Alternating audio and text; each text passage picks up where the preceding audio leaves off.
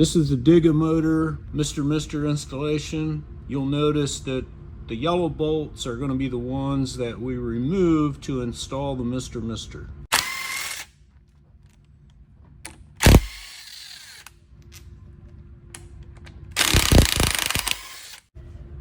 This is the Digga bolt package that we're going to be using to install the Mr. on the Digga motor.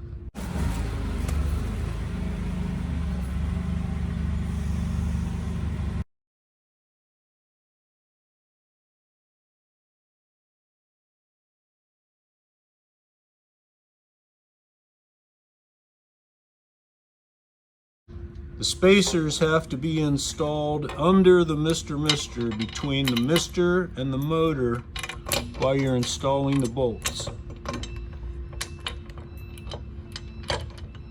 Oops, I missed it.